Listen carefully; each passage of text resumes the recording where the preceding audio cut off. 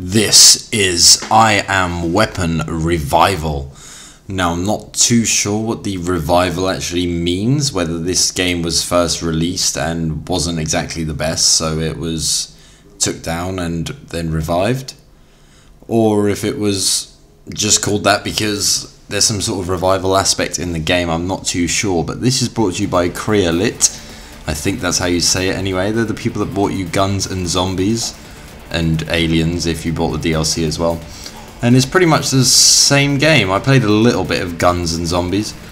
Twin stick shooting at its core basically, but this game comes in at $11.99, which I think is a very steep price for what it actually is.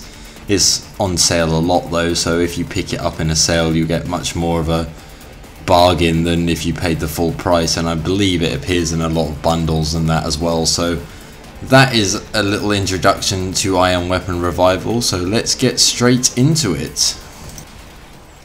So the main features this game offers is, and I will list them and give my opinions on whether they actually feature or not in the game, is a mysterious world full of dark secrets. The game is based on a different set of maps. Every level is a different map. It's open, but it's very small. Not so much full of dark secrets, I don't think, but depends on what you're looking for there. Hordes of fiendish enemies, definitely hordes of fiendish enemies. They're very much clown-like enemies, like in a sort of hell landscape. But there is very a lot of enemies, like ridiculous amounts, as you'll see in the gameplay that's being rolled. But hordes of fiendish enemies is definitely a main feature of this game. And a wide range of opponents. Yeah, I would agree with that. They slowly introduce different opponents. What would normally happen in this game is that you will face a boss. That boss will be the first time you met that enemy, but then it will become a normal enemy from there on out. So that's a bit strange. Intriguing story. Well, the story is about 3 slides of text between every map, which isn't exactly intriguing to me. I do tend to just skip them, but you know, if you read it, I'm sure it might be a little bit intriguing. Big guns, loads of them. I wouldn't say loads of them, but there is quite a few guns in this game that you can unlock and upgrade, and we'll go through that a bit later with the upgrade system that's in place here. Abilities, turrets, drones, swords and axes. Well, yeah, pretty much the same thing. There's a few unlocks for each different category of weapons, so that's all in there, but again we'll cover that in the upgrade section. Side quests to suit all tastes. There is actually a side quest, at least 1, maybe 2 in each map, which is quite interesting, and they have different things like mini games and all sorts, which actually breaks down the frantic action that you are normally undertaking in this game. So the side quests actually do add a lot into this game actually. So yeah, and exciting battles. Yeah. When there's frantic, loads of enemies coming at you all sides, you know, it does get a bit exciting at points if you're good with the controls that are a bit clunky, but it is a little bit exciting at some times. And full gamepad support, I did try it on a gamepad. I felt the aiming was absolutely horrendous on the gamepad, but I think that's because of input lag, whereas with the mouse and keyboard it felt a lot more smooth. So I opted to play with the mouse and keyboard for the most part, but full gamepad support is always nice and welcome. So let's talk a little bit about the gameplay now of the game. So every time you spawn into a map, whether it be at the very start or as you progress through the game, I believe there are around 20 different levels or maps in this game. There might be a few less or more, I can't exactly remember, but what will happen is you'll be met with a massive horde of clown-like fiends who want to shoot, slice and kill you. And you've got a few options in your arsenal. You can either shoot them from afar until they get close to you, then you can start hack and slashing them. You can shoot as you move backwards, which I tend to do quite a lot of strafing backwards, and then sometimes enemies will appear behind you, and it's just all gets a bit frantic at times. But the gameplay itself is pretty solid. It's quite clunky at best.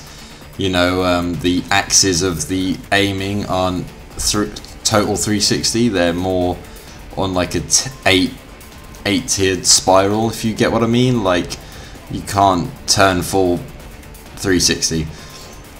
So it gets a bit annoying when you're trying to shoot an enemy in a certain place, but you can't quite shoot them there. So you've got to actually move your character to be able to do that. And because you're constantly moving to avoid getting hit, it does get a bit annoying at times, to say the best. But gameplay wise, overall, it seems decently solid, and you know, it's not so bad that you will get so frustrated that you'll just turn the game off. You know, I've spent a good 8 to 10 hours on this game now, and not once have I thought this gameplay is too bad.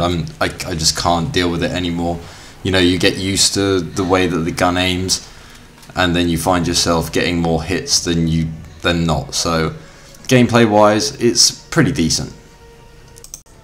So let's talk about the upgrade system in this game. You get a guy who sells you stuff in pretty much every map. I found him. He either appears at the end when you finish a level, or he'll just be in a random position, and you can buy from assault rifles to long range weapons, swords, rockets, armor, and then different abilities as well, like a melee ability and a magical ability.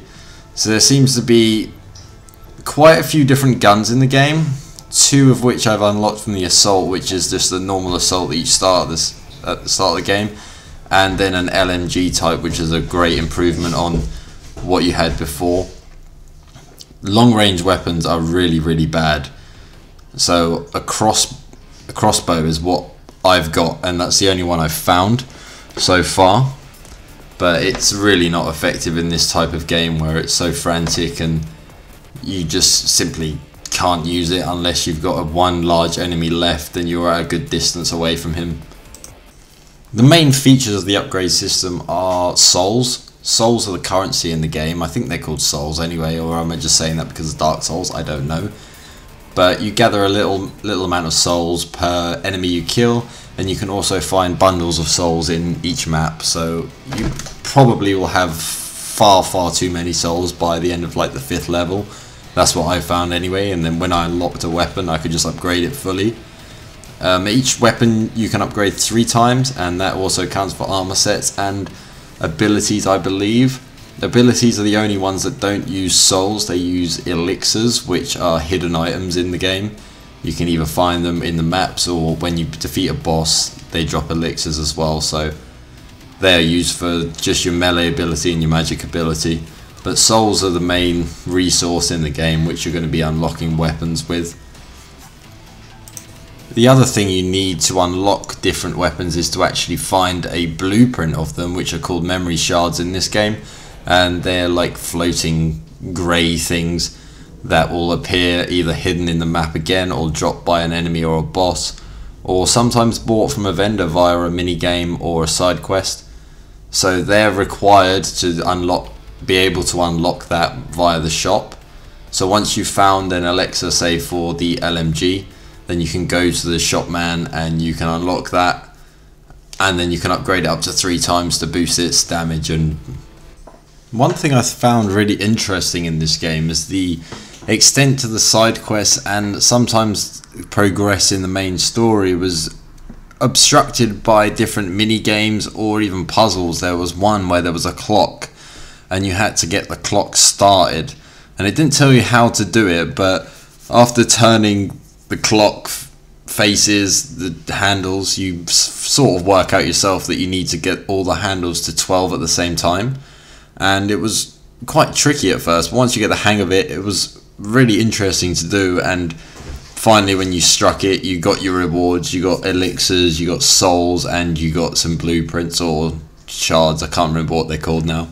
But that was a really different change of pace to the normal shooting hundreds and hundreds of enemies to then stopping, slowing down to try and solve this one particular puzzle.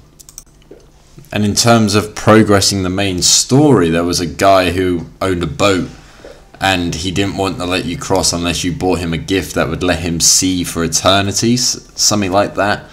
And then what you needed to do is go and gather these different silver dust piles to then use a special vendor who sold strange things like a mirror and a book and all sorts of strange things that you could have bought, and you could either have got it first time what he needed, or you could have searched and searched for this dust just to buy everything to then just try and give him all the stuff. You know, you could get a mirror, a book, a jug full of wine, tarot cards, a painting, and what one of them would have been so he could see eternity, you just didn't know. I think I guessed the mirror at first, but that was wrong, so I'm not really too sure what sort of logic that was going by, but it was a really interesting change of pace to the normal just shooting and shooting and shooting, and stabbing, of course, as well.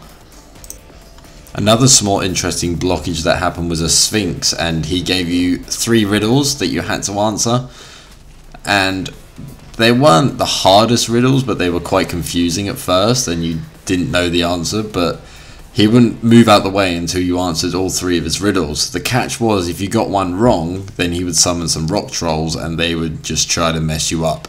So if you got a riddle wrong, then you had to get ready to go in for a fight, and then decide on a new answer after that. So that was pretty interesting, and it was a sort of change of pace because you were answering riddles, but then if you got it wrong and you're like, oh damn it, and then you had to fight these rock trolls, which, progressing through the riddles, the first riddle, if you got it wrong, you would get 1 rock troll and some enemies. The second one you get 2, and the third one you get 3 rock trolls, which are pretty tough enemies in this game. So the main question really is, would I recommend Iron Weapon Revival? And the answer is yes, to an extent. I would recommend it, but not at the base price that it's set at. I would not pay £11.99 for this game. But if you grab it on a deal where it's like 80% off, which it is quite a lot by the looks of things, or you can grab it in quite a few bundles now, one of them cheap bundles from Bundle Stars or Indie Gala, something like that, then it's definitely worth your while. It'll take you around 10 hours to complete, which is a fairly decent length for an indie game. You will find yourself feeling repetitive after a little while, but it does just enough to keep you going. And I really did enjoy the time I had with it, especially at the start when it was all new and fresh and different enemies were appearing and all new items were getting unlocked and I was upgrading things. But then once you progress a bit further and you've got so much of the currency that you could just upgrade everything to full, and you become a bit too powerful for the game, I think there's a little bit of a balancing issue there. I think they didn't want to hold anything back from you so you could experience everything, but at the same time I think they did it too much, so you just become too uber powerful by mid game and you can just literally blitz through it. But yeah, I would recommend Iron Weapon Revival if you were picking it up in a sale or in a bundle, but I would not recommend it at the base price, unfortunately, and I think that's why it's got the mixed reviews on Steam, because of the price point only. So that's it, guys. There are my views on Iron Weapon Revival. Now I'm trying to do a little bit of a different type of video that I used to do.